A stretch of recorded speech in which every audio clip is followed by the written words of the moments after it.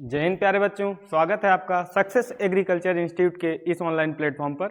जैसा कि आपको मालूम है कि हम एक क्लास 12th जो एग्रीकल्चर स्ट्रीम से बच्चे आते हैं उनके लिए सीरीज स्टार्ट किए थे। उस सीरीज में हमने ट्रिग्नोमेट्री पढ़ा, मेंसुरेशन पढ़ा और फिर हमने क्या किया था, स्टैटिस्टिक्स स्टार्ट किया था, मतलब सांख्यिकी को स्टार्ट कर दिया था। उसमें से हम क्या किए थे, बहुत सारी चीज़ें पढ़ लिए थे।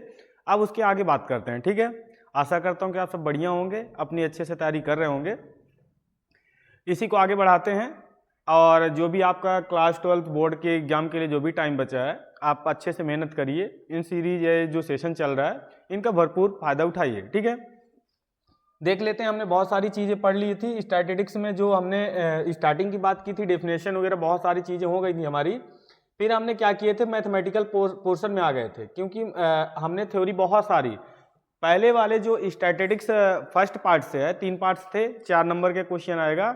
तो संभावना ये रहेगी कि आपको थ्योरी देगा, थ्योरेटिकल आएगा कि पूछ देगा स्टैटिस्टिक्स के टाइप्स कितने होते हैं, या टाइप्स में डिफरेंस क्या होता है, या अलग अलग जो मैथमेटिशियन हुए उन्होंने इसकी क्या क्या डेफिनेशन दी। इस टाइप के आपके क्वेश्चन दे सकता है, ठीक है। तो ये सब चीज़ें हमने बहुत अच्छे से कवर किया था, कंप्लीट कर लिए हुए थे। हमारा इस स्टैटिस्टिक्स का इससे पहले चार लेक्चर हो चुके हैं। ये आज लेक्चर नंबर 5 रहेगा। हम इसमें जो इससे पहले वाले लेक्चर में हमने जो बार डायग्राम या आपका पाई डायग्राम देखा था, जिसको दंड आलेख या तो पाई आलेख बोलते हैं, उसको थोड़ा सा देखे थे। आज 1-2 क्वेश्चन उसके और देखते हैं, फिर इस चैप्टर में पहले वाले से लगभग चीज़ें कंप्लीट हो जाएंगी। इसमें आपको बार बार बोल रहा हूँ, आप जरूर ध्यान रखिए थ्योरी क्या था। थ्योरी में जैसे उनकी डेफिनेशन, अलग अलग मैथमेटिशियन ने क्या डेफिनेशन दी है, उस पर ध्यान देना है। स्टैटिस्टिक्स के पूरे टाइप्स कैसे हैं, कैसे आपका स्टैटिस्टिक्स बना है, उसका कैसे क्लासिफिकेशन करते हैं, टैबुलेशन कैसे करते हैं, सारणीकृत कैसे करते हैं, हर चीज़ें हमने इससे पहले पढ़ी हैं। उन पे आपको थोड़ा सा फोकस ज़्यादा रखना है।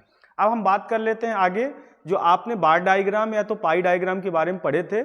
आज 1-2 क्वेश्चन उसके आगे देखते हैं, फिर हम स्टैटिस्टिक्स जो सेकेंड पार्ट रहेगा उसको स्टार्ट कर देंगे। उसमें हम मुख्यतः जो पढ़ेंगे सेंट्रल टेंडेंसी या केंद्रीय प्रवृत्ति जो होती है, जिसमें से 3 पार्ट्स होते हैं, मीन, मीडियन, मोड।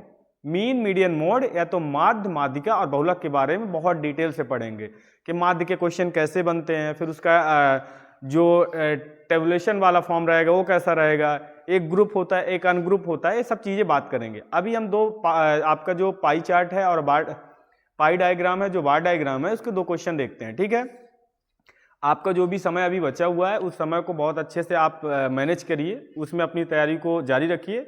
और हम ये जो सीरीज चला रहे हैं, आपके एग्जाम से पहले आप इसके साथ जुड़े रहिए। इससे पहले आपके एग्जाम से पहले इसको जरूर कंप्लीट करेंगे, ठीक है। अभी हम मैथ्स बहुत अच्छे से कंप्लीट करें। हमारा ऐसा रहेगा कि आप जैसे ही class 12th exam pass out करेंगे, उसके बाद भी आप कुछ न कुछ तैयारी करेंगे, तो उसको भी अपन ध्यान में रख के इसको स्टार्ट किए, ठीक है। और आप हमारे जो सक्सेस एग्रीकल्चर इंस्टीट्यूट भोपाल में संस्था है, आप एक बार वहाँ आके जरूर विजिट करें। जो भी आप तैयारी कर रहे हैं, आगे तैयारी करेंगे ICAR CUT या MPPAT जैसे एग्जाम की, क्योंकि अपने MP गवर्नमेंट ने अभी MPPAT का पूरे जो साल भर एग्जाम्स होते हैं या भर्तियाँ होती हैं, उसकी पूरी एक कैलेंडर जारी कर दिया है। तो आप एक बार जरूर हमारे इंस्टीट्यूट को विजिट करिए और जो भी आप तैयारी कर रहे हैं उस तैयारी को थोड़ा सा और अच्छा बनाइए, ठीक है। तो इसी के साथ हम आगे बढ़ते हैं, अपनी क्लास को स्टार्ट करते हैं। हमने इस टाइप के क्वेश्चन देख लिया था कि अगर आपका इसमें आपको क्या दिया था, कम्युनिटी फ्रीक्वेंसी दिया था, फ्रीक्वेंसी निकालनी थी। तो मैंने बताया था कि जैसे फ्रीक्वेंसी से कम्युनिटी फ्रीक्वेंसी या तो बारंबारता से संचयी बारंबारता कैसे बनता है, एक मतलब जिसका आपको संचयी बारंबारता निकालना है उससे पहले वाले को आप सबको ऐड कर देते थे। अब उल्टा कर दिया कि संचयी बारंबारता दे दिया है, कम्युनिटी फ्रीक्वेंसी दे दिया और आपको फ्रीक्वेंसी निकालना है। तो जिस तरह आपने पहले वालों को जोड़ा था उसी तरह पहले वालों को घटाते जाएंगे। अगर मैं बोलूँ इसकी फ्रीक्वेंसी क्या होगी, तो इसकी फ्रीक्वेंसी कितनी होगी, 16 में से 1 के क्या करोगे, घटा दोगे। ये सब चीज़ों की हमने बात कर लिया है, ठीक है। अब हम बात करते हैं, इससे आगे के 2 क्वेश्चन और देख लेते हैं। जो पाई डायग्राम हमने पाई डायग्राम और बार डायग्राम पढ़ रहे थे, उसके 2 क्वेश्चन और आगे के देखते हैं, ठीक है। चलो, एक क्वेश्चन ये दिया हुआ, इस क्वेश्चन को देखिए कि बोला है कि किसी गांव में विभिन्न खाद्यान्नों की पैदावार के आंकड़े दिया है। मतलब जो उत्पादन था या प्रोडक्शन था वो अलग अलग खाद्यान्न का दिया है, मतलब अलग अलग अनाज जैसे उसने उगाया था। किसी किसान ने मान लो किसी गांव में गेहूं जो उगाया था वो पैदावार जो थी उसकी मीट्रिक टन में दी हुई है, 8 मीट्रिक टन की हुई थी। चावल हुआ था 6, चना हुआ था 4.5 मीट्रिक टन और तिलहन जो हुई थी 2.5 मीट्रिक टन हुई थी। ठीक है, मेन आपको देखना है कि पूछा क्या है आपसे, दंड आलेख। दंड आलेख या तो इसको क्या बोलते थे, बार डायग्राम बोलते थे। तो बोल रहा है कि बार डायग्राम द्वारा इसको निरूपित कीजिए। सबसे सरल आपको याद होगा तो मैंने सिखाया था कि बार डायग्राम बहुत सरल होता है। इसमें बस आपको डाटा मालूम होने चाहिए। आप क्या करो, एक स्केल लेते थे, पैमाना बनाते थे कि हम मान लेते थे जैसे कि आप जब देखो ये तो नॉर्मल है, लेकिन जब ग्राफ की बात करोगे, ग्राफ में क्या होता है, एक मिनट,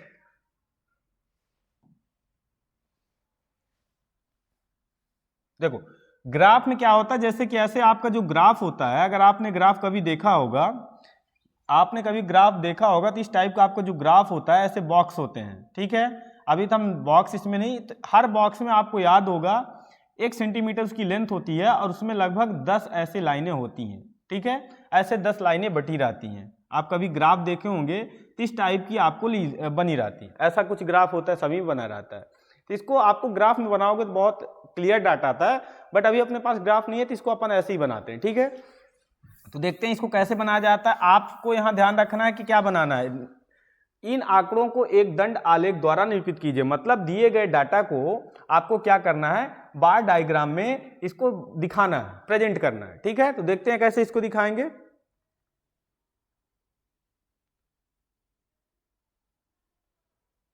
एक मिनट,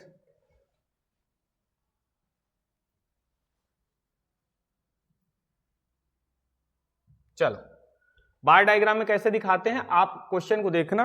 अपन पहले इसका टेबल बनाते हैं। क्या बनाते हैं, टेबल। कुछ ऐसे अपन को ग्राफ बनाते हैं, ऐसे कुछ आपका ग्राफ रहता है। इस ग्राफ में हम इसको नाम दे दें, अगर ये x हो जाता है, इधर क्या होता है आपका y होता है। ठीक है, अब आपसे बोला हुआ है कि खाद्यान्न, देखो याद रखना जो डाटा रहेगा, जो डाटा दिया रहेगा उसको कैसा रखना है, परपेंडिकुलर रखना है। कैसा रखना है, परपेंडिकुलर रखना है। और जो आपके जिसका डाटा दिया हुआ है, जिसका डाटा दिया हुआ है, जैसे किसी गांव की जनसंख्या बोल दिया कि इतने % बच्चे हैं, इतने हैं, तो उसको नीचे दिखाना है। देखो अगर आपको देखा पैदावार दिया है मीट्रिक टन में, तो इसको आपको क्या करना है, पहले खाद्यान्न को नीचे लिखना है। ये जो खाद्यान्न या जिसका डाटा बोल रहा है उसको आपको क्या करना है, नीचे लिखना है। खाद्यान्न दिया है, या तो खाद्यान्न दिया है, ठीक है, यहाँ खाद्यान्न लिख दीजिए और थोड़ा सा नीचे लिख दीजिए तो आपको लिखना आसान रहेगा। यहाँ क्या दिया हुआ है, खाद्यान्न, और ऊपर में क्या दिया हुआ है, इधर जो दिया है पैदावार या तो प्रोडक्शन दिया हुआ है, पैदावार या तो प्रोडक्शन दिया हुआ है, जो कि कितने दिया हुआ, मीट्रिक टन में दिया हुआ है। किसमें दिया है, मीट्रिक टन में दिया हुआ है, टन में। ठीक है, आप सही से देखिए तो आपके जो डाटा हैं छोटे छोटे हैं, कितना है देखो, 8 है, 6 है, 4.5 है, 2.5।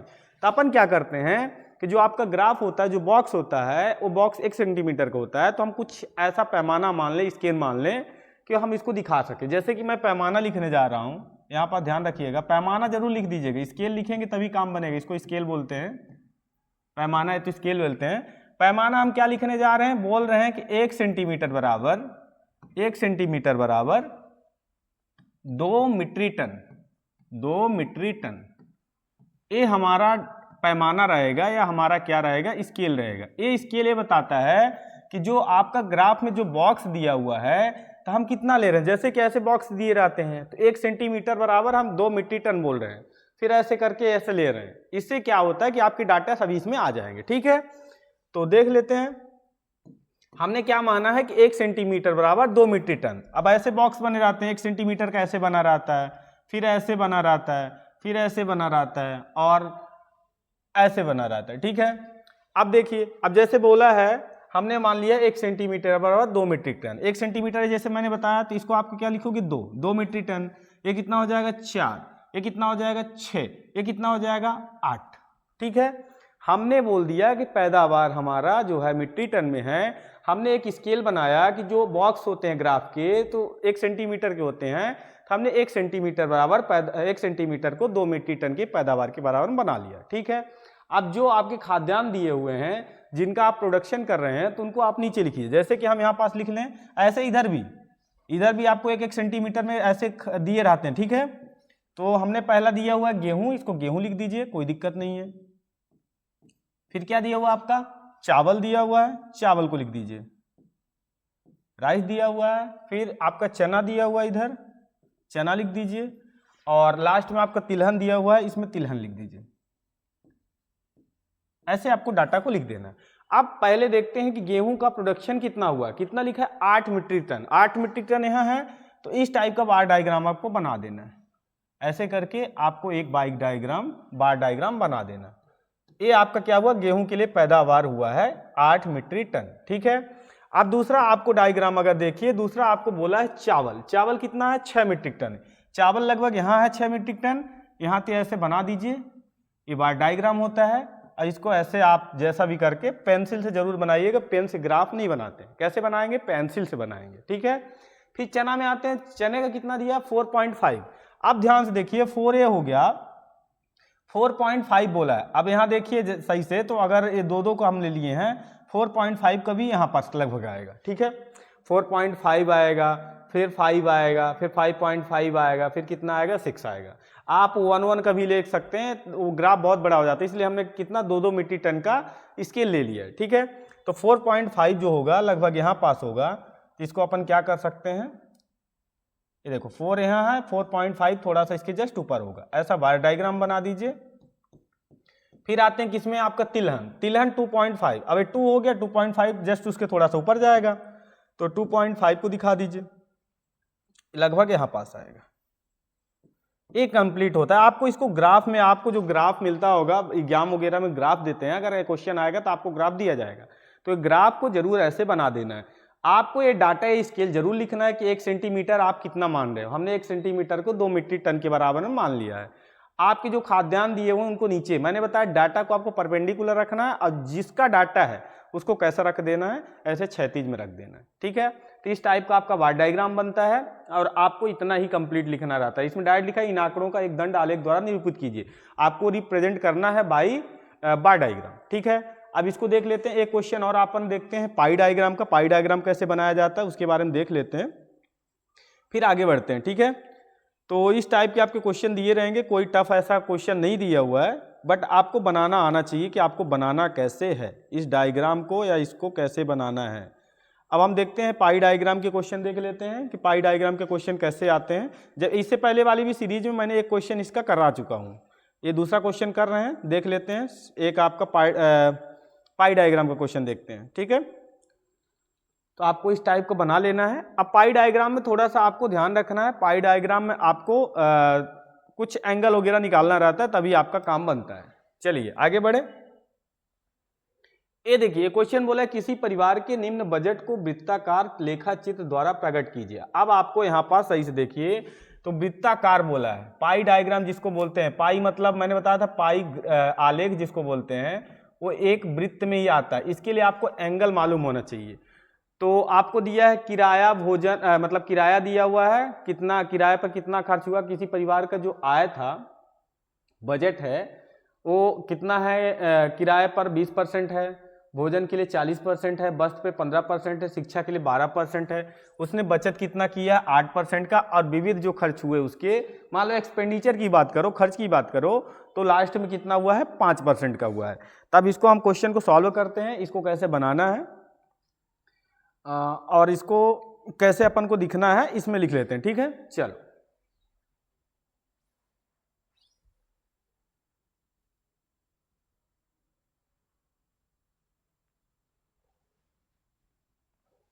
देखते हैं इसका कैसे क्वेश्चन बनेगा अपना।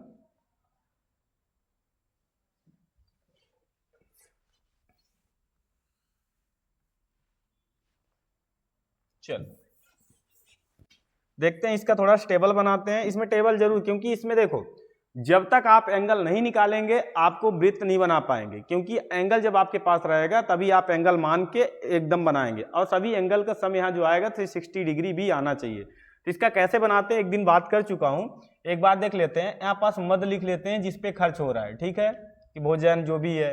इधर क्या लिख लेते हैं, खर्च या तो एक्सपेंडिचर, कितना परसेंट खर्च हुआ, किसमें दिया हुआ परसेंट में, तो इसको परसेंट में लिख देना है, ठीक है।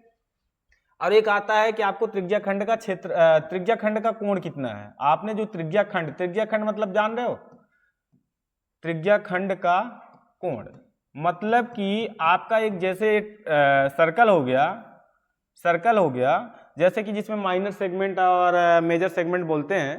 तो इस टाइप का जैसे त्रिज्या खंड होता है कि जैसे मान लो कि हर चीज़ के लिए कितना एंगल बनेगा, इस टाइप का जो आपका बनेगा उसको त्रिज्याखंड बोलेंगे, उसके लिए एंगल निकालेंगे तभी आप बना पाओगे। ठीक है, चलो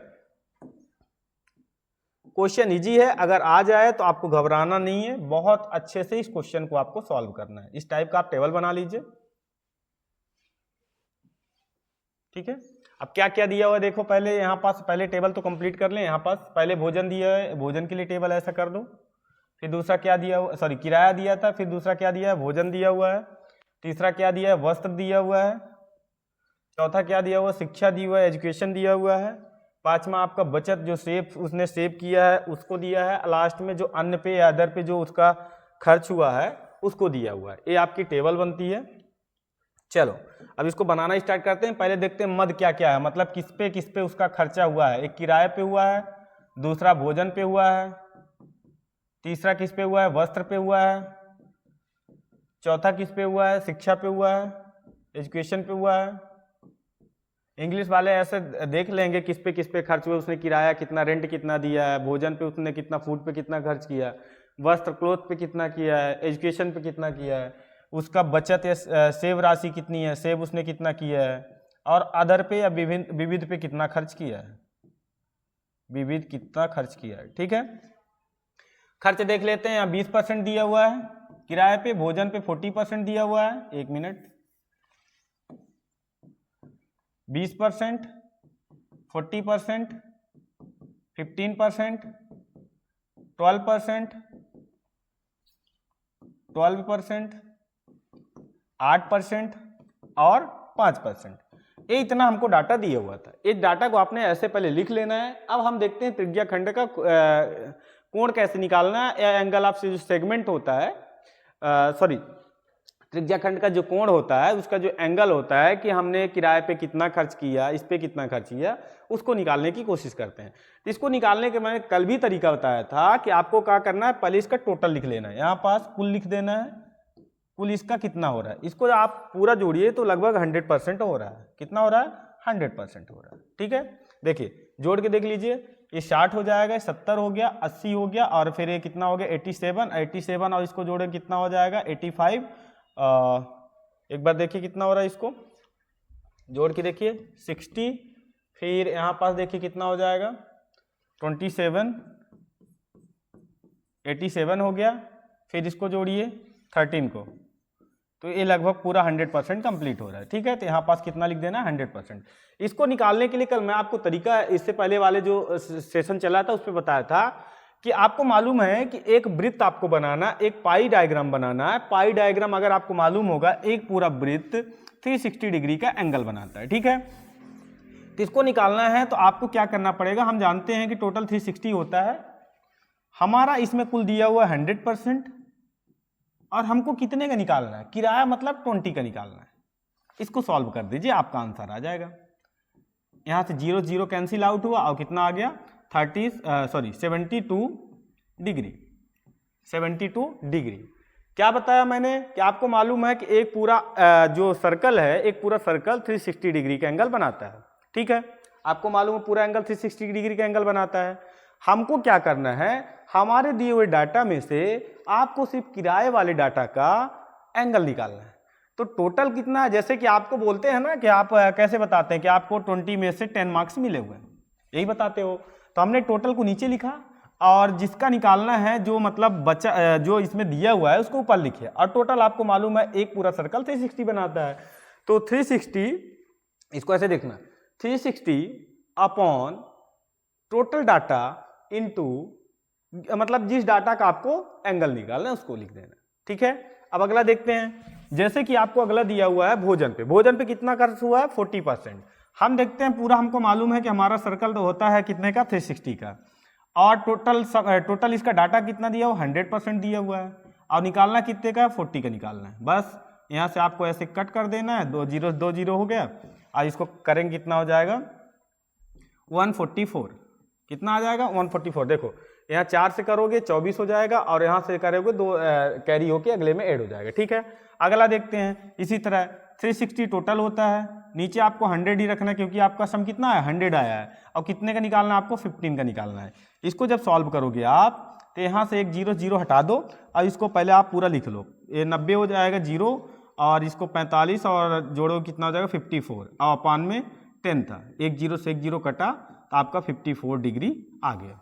आप कैलकुलेशन अच्छे से कर लीजिएगा, यहाँ से आ जाएगा। ठीक है, फिर अगला हम देखते हैं एजुकेशन में 12% खर्च हुआ है तो 360 टोटल पूरा सर्कल, टोटल हमारा डाटा दिया हुआ 100 और हमको निकालना कितने का 12 का निकालना है।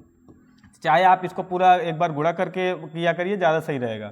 यहाँ पास 2 हो जाएगा और यहाँ पास कितना हो जाएगा 36 और 7 कितना हो जाएगा 43। इसको आप 100 से जब डिवाइड करेंगे, एक 0 से एक 0 कटेगा, आपका ये आएगा 43.2 डिग्री। ठीक है, अगला देखिए बचत उसकी सेविंग कितने की हुई है 8% की हुई है। आप यहाँ पास 360 अपॉन पे 100 इंटू पे 8, इसको जब सॉल्व करेंगे 0 यहाँ पास 8 हो जाएगा और यहाँ पास 28 हो जाएगा, अपॉन में कितना कर देना 100, एक 0 से एक 0 कैंसिल आउट, आपका आंसर आया 28.8 डिग्री। ठीक है, फिर अगले के लिए निकालेंगे 360 अपॉन टोटल 100 और इंटू 5, इसको जब सॉल्व करेंगे 0 0 हो जाएगा और ए 18 हो जाएगा, अपॉन में 100, दो जीरो कैंसिल कर दो, आपका 18 डिग्री आएगा। आपको कभी कुछ चेक करना है कि आपने जो कैलकुलेशन की है, जो डाटा निकाला है, सही है कि गलत। माइंड में आना चाहिए ना कि सही है कि गलत। आपको मालूम है कि टोटल हमारा कितने डिग्री का सर्कल होता है, कंप्लीट सर्कल कितने डिग्री का होता है 360 का होता है। तो आपने जो एंगल निकाला है तो आपको इससे क्या बनाना है, सर्कल बनाना है, पाई डायग्राम बनाना है। तो इनका एंगल का सम भी तो कितना होना चाहिए 360 होना चाहिए, तभी आपका आंसर सही होगा, नहीं कहीं ना कहीं आपने कैलकुलेशन को गलत किया है। चलिए देखते हैं, सभी को जोड़ के देखते हैं कितना होता है। यहाँ पास 140 में और 72 जोड़ दो, कितना हो जाएगा देखिए 216 हुआ। फिर आप 54 जोड़िए और यहाँ पास ये हो गया 270, फिर आप 43.2 जोड़िए, ये हो जाएगा 2, यहाँ पास हो जाएगा 3, यहाँ पास हो जाएगा 11 को 1 कैरी 1, यहाँ 3 हो जाएगा। ठीक है, फिर आप 28 पॉइंट कितना जोड़ दीजिए 28.8 जोड़ दीजिए, इसको जोड़ेंगे 0 हो जाएगा और ये कितना हो जाएगा 2 हो जाएगा, यहाँ 4 हो जाएगा और यहाँ 3 हो जाएगा, 342 हो गया। फिर हमको जोड़ना 18, अब 18 जोड़ दीजिए, ये हो जाएगा 360 डिग्री।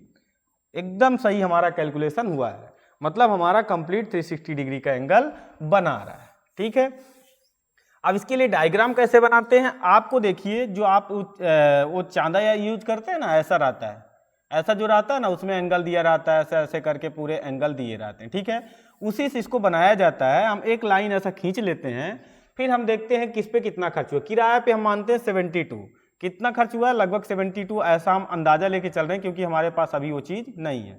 72 डिग्री ये किस पे खर्च हो रहा है, किराए पे।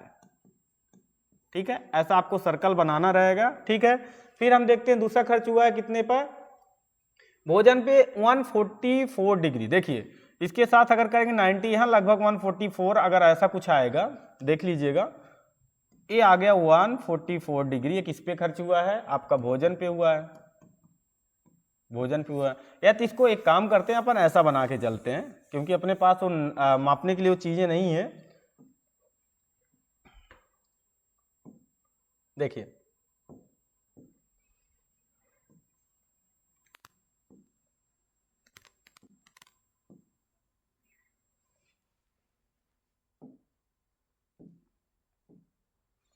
चलो देखते हैं इस पे, यहाँ पास जैसे सेंटर रहता है ऐसा मानना है। 1 डिग्री आपने लिया, फिर आपको पहला दिया 72 डिग्री, 72 डिग्री ऐसा 72 डिग्री आप बना दीजिए।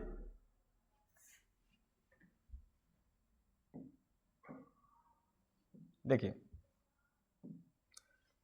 जैसे कि हमने एक लाइन यहाँ सेंटर से एक लाइन लिया, पहला हमारा दिया हुआ कितना 72 डिग्री, लगभग इतना 72 बना दीजिए। अगला कितना दिया हुआ है, अगला दिया हुआ 144, लगभग ऐसा कर दीजिए 144 हो जाएगा। फिर अगला दिया 54 ऐसा बना दीजिए।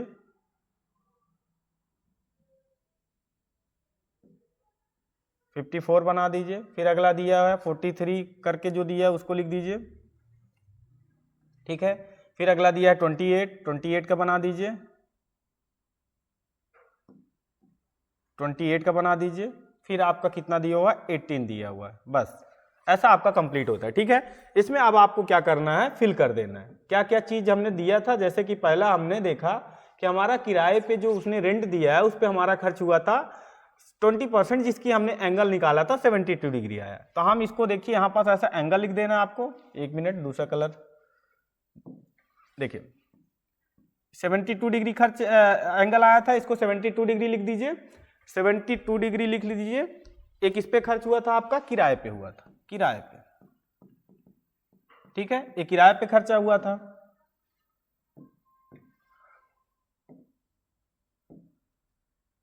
अगला हमारा खर्च हुआ था किस पे, भोजन पे। कितना, 144 डिग्री हमारा आया है एंगल। तो यहाँ 144 डिग्री जो कि किस पे हुआ है, भोजन पे हुआ है, यहाँ पास लिख दीजिए। ठीक है, अगला हमारा खर्च हुआ था किस पे, 54 डिग्री वस्त्र पे, क्लोथ पे। तो यहाँ 54 डिग्री ये किस पे खर्च हुआ है, कपड़े पे हुआ है, वस्त्र पे हुआ है, इसको लिख दीजिए। फिर हमारा अगला खर्च हुआ है 43.2 डिग्री, ये किस पे खर्च हुआ है, शिक्षा या एजुकेशन पे खर्च हुआ है। ठीक है, इसको लिख दीजिए। फिर अगला हमारा खर्च हुआ है 28.8 डिग्री, ये किस पे खर्च हुआ है, हमारा बचत हुआ है, मतलब इस पे सेविंग हुई है कितने की, उसको लिख दीजिए। ठीक है, फिर अगला हमारा हुआ है अदर पे जो हुआ है, अदर पे जो खर्च हुआ, एक्सपेंडिचर हुआ है, कितना हुआ है 18 डिग्री, यहाँ 18 डिग्री लिख लीजिए। और एक इस पे हुआ अदर या विविध पे। बस ये आपका यहाँ से पाई डायग्राम कंप्लीट होता है। तो आपको याद रखना है कि जब भी आपको पाई डायग्राम बनाना रहेगा तो पाई डायग्राम बनाने के लिए पहला ही काम करना है, आपको एंगल निकालना है। क्योंकि जब तक देखो, पाई का मतलब मैंने बताया, पाई डायग्राम एक वृत्त को बता रहा है। वृत्त में अगर सभी चीजों को आपको दिखाना है, वृत्त में आपको सभी चीजों को अगर दिखाना है तो सर्वप्रथम आप क्या करोगे, एंगल निकालोगे। क्योंकि हमारा जो सर्कल होता है, हमारा सर्कल किस पे होता है, एंगल पे होता है या कोण पे होता है। तो हमने फिर ऐसा करके सभी का एंगल निकाला और उसको क्या किया, एक सर्कल में दिखा दिया। तो इस तरह से हमारा कंप्लीट पाई डायग्राम बन जाता है। ठीक है, तो कोई भी डाटा आपको दे तो डाटा देने के बाद सबसे पहले आप त्रिज्याखंड का एंगल, त्रिज्याखंड मतलब देखो, त्रिज्याखंड होता क्या है, दो त्रिज्याओं के बीच का जो क्षेत्र होता है उसको त्रिज्याखंड बोलते हैं। तो अगर मैं बोलूं इन दोनों के, इस और इसके बीच में, इसके और इसके बीच में आपको निकालना है इसका एरिया, तो आपको इसका एंगल मालूम होना चाहिए कि कितना एंगल है। ठीक है, तो यहाँ से आपका काम बन जाएगा। तो पाई डायग्राम ऐसे आसानी से आप इसको क्वेश्चन को सॉल्व कर सकते हैं, कोई भी आपको इसमें परेशानी नहीं होनी चाहिए। ठीक है, तो इसी तरह के आपके जो क्वेश्चन रहेंगे आपको उस क्वेश्चनों को सॉल्व करना है। फिर इसके बाद हम अगला देखते हैं क्या चीज़ हमारा आ जाता है। इसके बाद हमारा जो अगला टॉपिक आएगा, क्या आएगा, स्टैटिस्टिक्स का सेकेंड पार्ट। अगर एक दो क्वेश्चन और आपको देखना हो तो एक क्वेश्चन और देख लेते हैं, फिर हम आगे बढ़ते हैं। देखिए एक क्वेश्चन और देखते हैं, लेकिन आपको जो भी दिया रहेगा इसी टाइप के क्वेश्चन को आपको सॉल्व करना है। चलिए एक क्वेश्चन और देख लेते हैं, हमारा दिया हुआ एक क्वेश्चन है, इसको देखते हैं कि अपन को कैसे सॉल्व करना है। ठीक है, चलिए पाई डायग्राम के क्वेश्चन और अपन देखने जा रहे हैं, देख लेते हैं कैसे आपको सॉल्व करना है उसको क्वेश्चन को, फिर आगे बढ़ते हैं। चलिए एक क्वेश्चन दिया हुआ देख लेते हैं। किसी गांव में ऐसे कुछ जानवर होंगे, उनका आंकड़ा दिया हुआ है।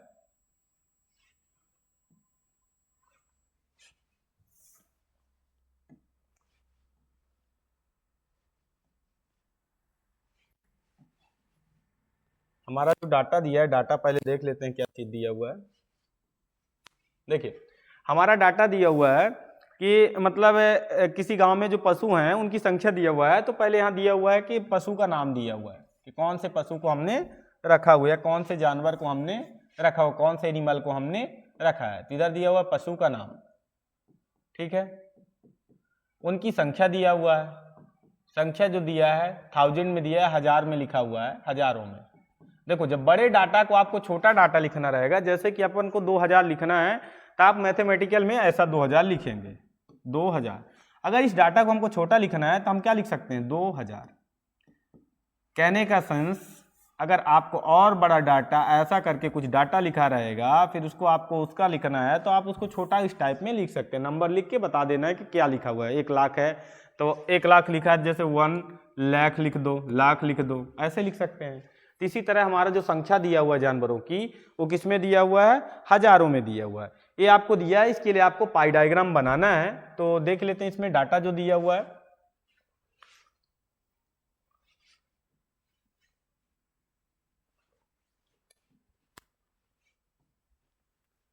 आपको गाय का दिया हुआ है, बैल, भैंस, भेड़, बकरी। गाय दिया है, बैल दिया है, भैंस दिया हुआ है, भेड़ दिया है, बकरी दिया है, भेड़ दिया है और बकरी दिया हुआ है। ठीक है, देखिए गाय दिया हुआ है,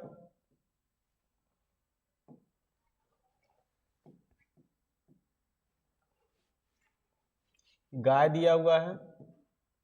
दूसरा आपका डाटा जो दिया है बैल का दिया हुआ है। तीसरा भैंस का दिया हुआ है, बफेलो का दिया हुआ है। चौथा आपका जो डाटा दिया हुआ है भेड़ का दिया है। और पांचवा आपका बकरी का दिया हुआ है। किसका दिया है? गोट का दिया है, बकरी का दिया है। भेड़ मतलब शीप को दिया है। ठीक है, इनका जो डाटा दिया है, तो गाय की जो संख्या है 2.5 हजार है, तो ये हजार हमने पहले लिख दिया, इसलिए यहाँ लिखने की जरूरत नहीं है। बैल का 5 दिया हुआ है, भैंस का आपका दिया 3.5 दिया हुआ है, आपका जो भेड़ का दिया हुआ है 4 दिया हुआ है, और आपका जो बकरी का दिया है कितना दिया हुआ है? 3 दिया है। अब हमको अगला क्या निकालते हैं, आपको मालूम होगा, हम अगला निकालते हैं त्रिज्याखंड का कोण। त्रिज्याखंड का कोण, ठीक है, कि हमारा जो सर्कल में है तो ये कितना कितना भाग ले रहे हैं। आपको पहले इसका आपको मालूम है, इसका क्या करोगे, आपको कुल करोगे, टोटल करोगे। टोटल इसको जोड़ो, कितना हो रहा है? 7 हो गया।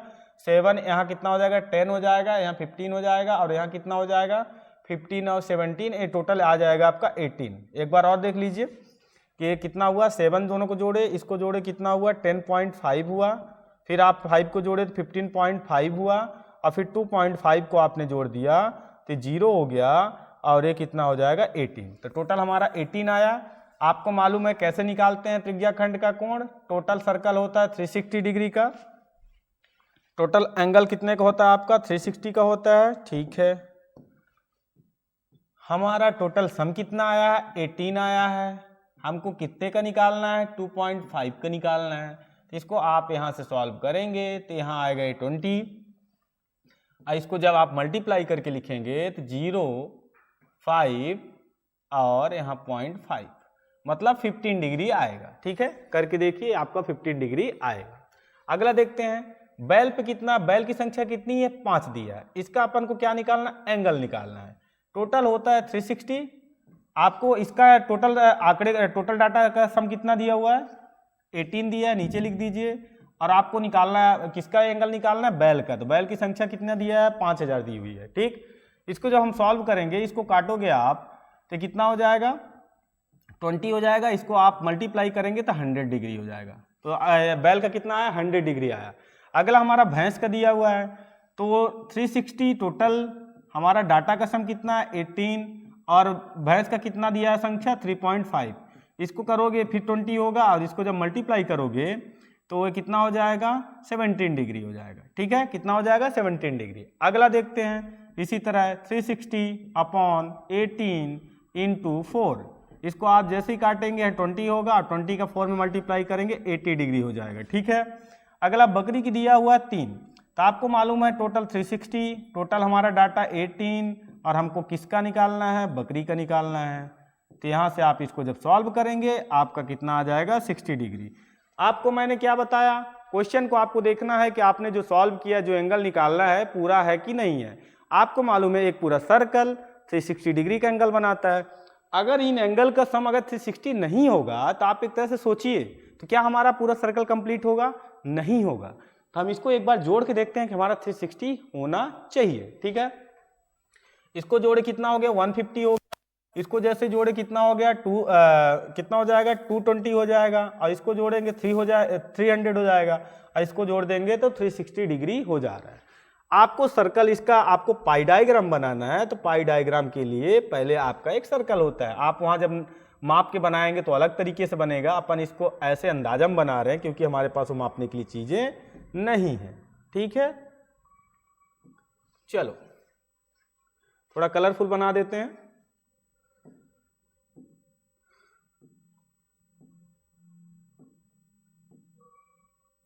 देखते हैं, हमने एक जैसे कि लाइन यहां से ले लिया, 1 मिनट,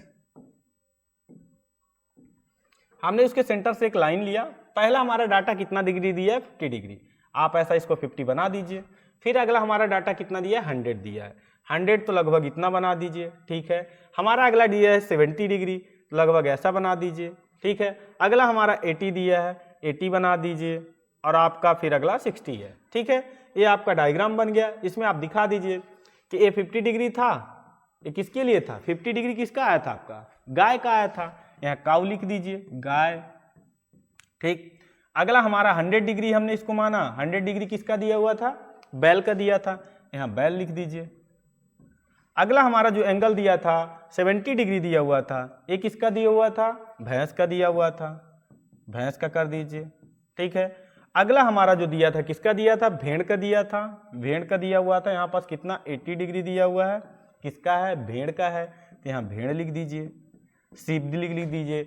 और अगला हमारा कितना है 60 डिग्री दिया है, ये किसका है, बकरी का है, तो यहाँ बकरी या गोट लिख दीजिए। ये आपका कंप्लीट पाई डायग्राम होता है, ये पूरा आपका कंप्लीट क्या बनता है, पाई डायग्राम बनता है, पाई डायग्राम आपका कंप्लीट होता है। इस तरह से आपको क्वेश्चन को सॉल्व करना है। इस तरह आपको पहले, जब तक एंगल आप नहीं निकालते हैं तो आप इसको बना ही नहीं सकते। और आपको इस क्वेश्चन को एक तरीके का शॉर्ट में या क्रॉस चेक करने का एक ही तरीका है, सभी एंगल का सम करिए 360 होना चाहिए, क्योंकि जब पाई डायग्राम में दिखाओगे तो पूरा एंगल कितने का होता है, 360 का होता है। तो अगर आप कैलकुलेशन मिस्टेक करेंगे तो 360 नहीं कंप्लीट होगा। आप कैलकुलेशन सही करेंगे 360 कंप्लीट होगा, और इस तरह से आप पाई डायग्राम या पाई आलेख बना देंगे, ठीक है। तो आज अपना सेशन यहीं तक रखते हैं। आपको जो भी डाउट रहा करे आप कमेंट्स के माध्यम से ज़रूर पूछें। अगर आपको सेशन अच्छा लगता हो तो अपने दोस्तों में इस चैनल को आप ज़रूर एक बार शेयर करें और सब्सक्राइब करें, ठीक है। तो जो भी आपकी आने वाले नोटिफिकेशन या अपडेट रहेंगे आपको ज़रूर सबसे पहले मिल जाएंगे, ठीक है। और हमारी जो इंस्टीट्यूट चलती है सक्सेस एग्रीकल्चर इंस्टीट्यूट, आप एक बार ज़रूर भोपाल में ज़रूर विजिट करिए। जो भी आप एग्ज़ाम्स की तैयारी कर रहे हैं तो आप यहाँ से ऑनलाइन या ऑफलाइन के माध्यम से अपनी तैयारी को पूरी कर सकते हैं, ठीक है। तो क्लास कहीं तक रखते हैं। कैसा सेशन लगा ज़रूर कमेंट्स के माध्यम से आप बताया करिए। हमारी कोशिश रहेगी कि इस तरह से अपन इस जो सेशन को या सीरीज को स्टार्ट किए हैं तो क्वेश्चन आपके छूटने नहीं चाहिए। अपना यही रहेगा कि जो भी क्वेश्चन हम सेलेक्ट कर रहे हैं या जो क्वेश्चन अपन जिस तरीके से पढ़ा रहे हैं, जो अपन कॉन्सेप्ट को उठा रहे हैं, कोई भी कॉन्सेप्ट आपके इससे बाहर आपके एग्जाम में नहीं आने चाहिए। आप जरूर एक बार प्री बोर्ड जो भी देंगे या तो आप बोर्ड एग्जाम देंगे, क्वेश्चन जरूर मिलाएं कि हम जो पढ़ा रहे हैं या जो हमसे आप पढ़ रहे हैं तो उससे क्वेश्चन आपके फंस रहे हैं कि नहीं फंस रहे हैं, ठीक है। तो सेशन को यहीं तक रखते हैं। धन्यवाद।